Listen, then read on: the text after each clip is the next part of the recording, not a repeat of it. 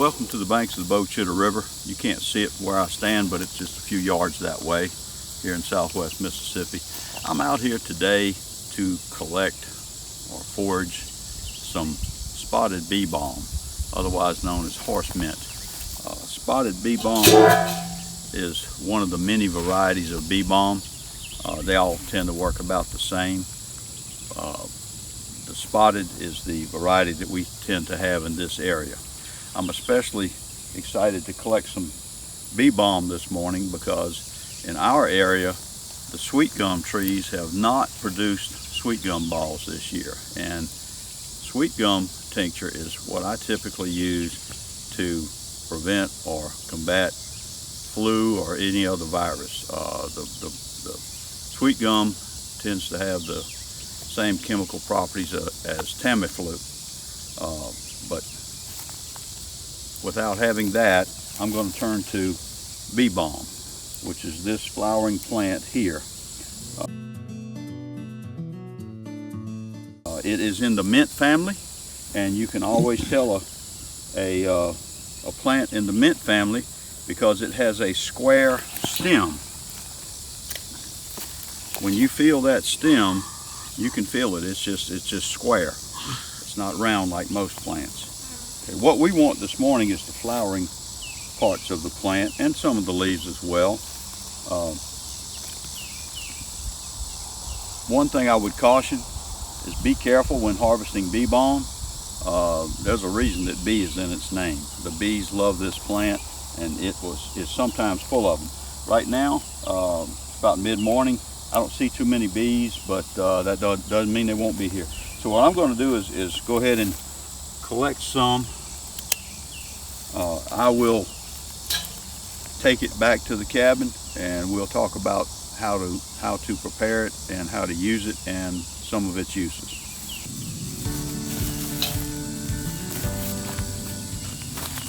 A real nice example of bee balm. You can see that the actual flower petals underneath are spotted, hence the name spotted bee balm. Again, it's also called horse mint. Some of these leaf structures, and I'm not a botanist or a scientist in any way, but sometimes they're this beautiful pinkish purple red color, and sometimes they are white. And it's okay if they're white. It doesn't matter the color. They all have the same properties.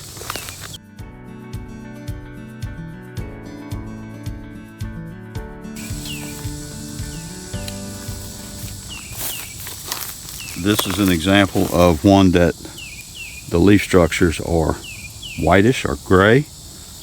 As I said, it doesn't matter. All right, this ought to be enough for my needs. You know, I'm not concerned about over harvesting this. For one thing, as I said, there's plenty. The other thing is that the bee balm grows from the root rhizomes, and it spreads. As a matter of fact, it can be invasive if it gets in your garden or your flower bed, and some people really work to get rid of it. The other thing is we're standing here on a gas pipeline right of way here in Pike County, Mississippi, and they mow this thing every other year, and the tractors are not far from my property, and within a day or two all of this will be mowed down.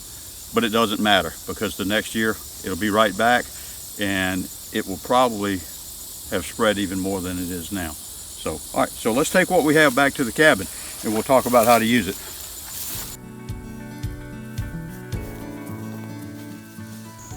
All right, y'all, welcome back to the cabin.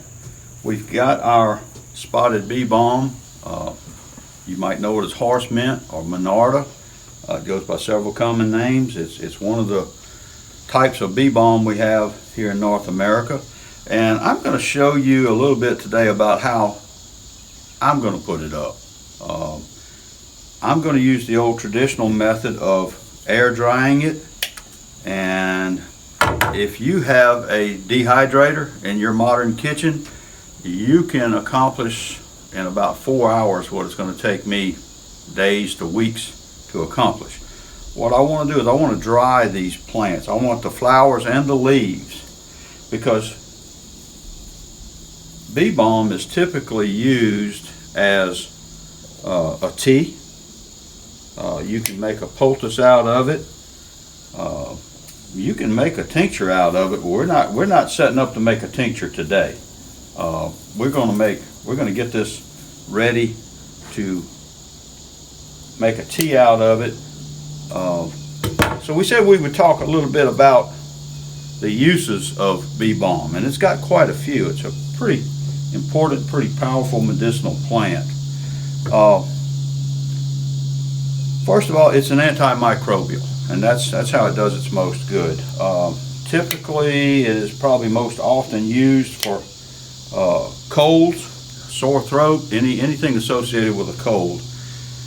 I typically, if I get a cold or I want to ward off a cold or the flu, I typically hit the elderberry tincture, the usnea or old man's beard tincture, and sweet gum tincture. But you know, plants sometimes can be cyclical, and every so many years you might notice that your oak trees don't have acorns.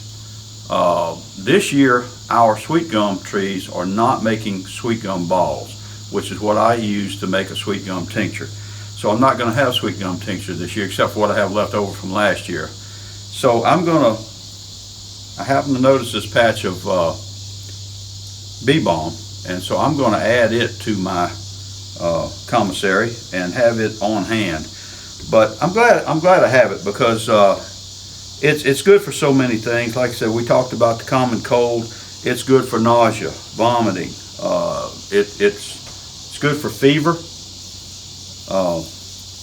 And I've got some notes over here because it does so many things that I know I'll forget something if I don't refer to notes on this.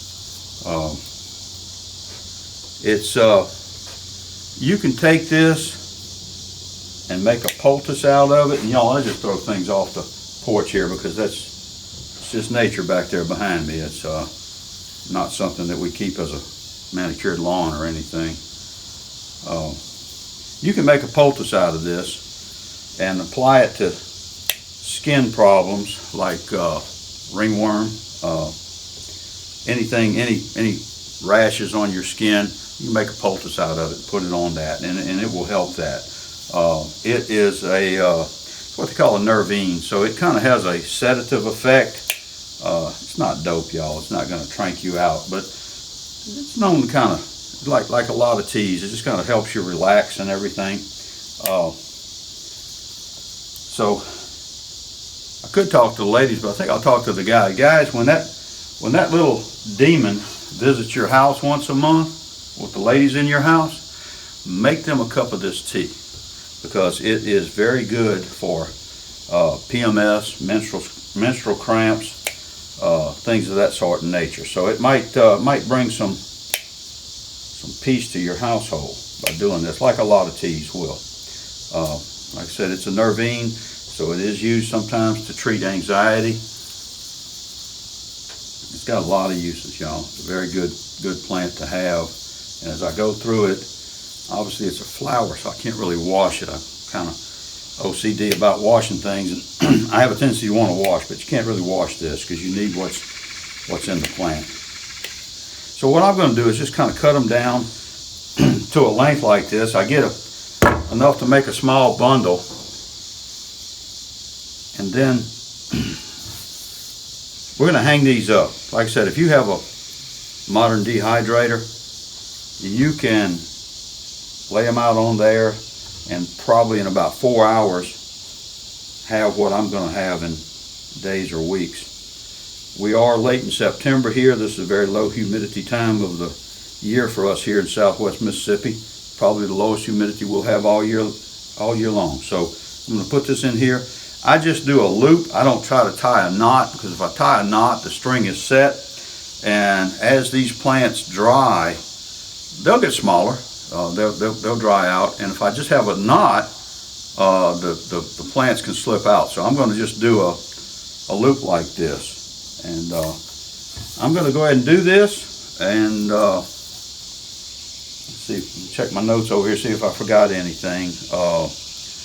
Yeah, you know, another thing that it is known for doing is it can help with gas and bloating as well. If you need something for that. So how to use it? Typically, you're going to want to make a tea out of it. You can use the tea to make a poultice, but it can be made into a salve. If you have a cold or the flu and you need some relief from that, from your upper respiratory, you can make that tea and pour that hot tea in a bowl or a cup, throw a towel or something over your head, and just get down there and inhale that steam, and that will give you a lot of relief from the cold. So, okay, give me a chance to get some of this and put in little bundles, and we'll be back, and I'll show you how I hang it up. And that's about all there is to it. So super simple. All right, y'all. God has blessed us with several bundles, which reminds me that we did not talk about dosage, did we? I very often get asked, how much do I need to last me for a year? Because this stuff is seasonal. I can't answer that. It just depends on a lot of different factors. One, how many people in your family? How much of the herb or plant do you have access to? But in this regard, on this plant, the Bee Balm, the dosage is, after you dry these leaves, about a tablespoon to a cup of water. And there again, you can make a tea, you can drink the tea, you can put it in a bowl while it's still steaming, cloth over your head and inhale that steam, and that will give you some relief from cold, flu symptoms, things like that. What we're going to do now is let's go in the cabin and hang these up the old-fashioned way. Again, if you have a modern dehydrator, you put them in, you know they're ready when you can take the leaves and the flowers and they crackle and pop and break up. Because what you want to do is you want to kind of break them up and use about a tablespoon to a cup of water. Don't boil it. Steep that for about 10 or 15 minutes, and then consume it as a tea, or inhale it, or make a poultice, put it on skin ailments, that type of thing. Y'all, I got to do my standard disclaimer. I'm not an herbalist. I'm not a doctor. I don't do this professionally. I have invited you into my home to see what I do for me and my family. You need to figure out what's right for you and your family. I'm responsible for me and mine. You're responsible for you and yours. But some practical advice though.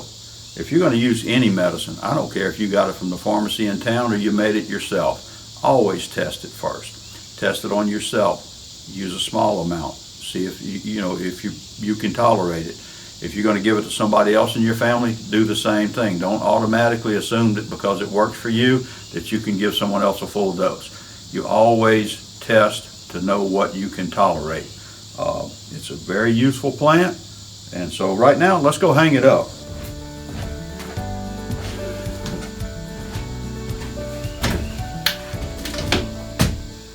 Y'all, I've got some little nails up here. I know it's dark in this cabin. It was traditionally dark in cabins, or people didn't stay inside if they didn't have to. That's why they usually had a big porch like this cabin does, and that's where they lived and worked, unless it was cold. Like I said, my little loop will get loose like this, but once these hang, the fact that it's a slip knot, as these plants dry, that will automatically tighten itself rather than lose the plants. And that's it. Well, we have 1, 2, 3, 4, 5, 6. That will produce enough leaves to make tea for me and my family for a year. All right, y'all, that's Bee Balm. We have a few more videos to do on medicine. It's late September. The window on collecting these herbs will close shortly, but there's a couple more I can still do. And after that, we will continue to do videos on the progress on the cabin. And also, once we get the cabin finished, we'll probably do some videos on some other old-time activities like maybe a few more cooking videos or something. All right. Thanks for looking. Catch y'all next time.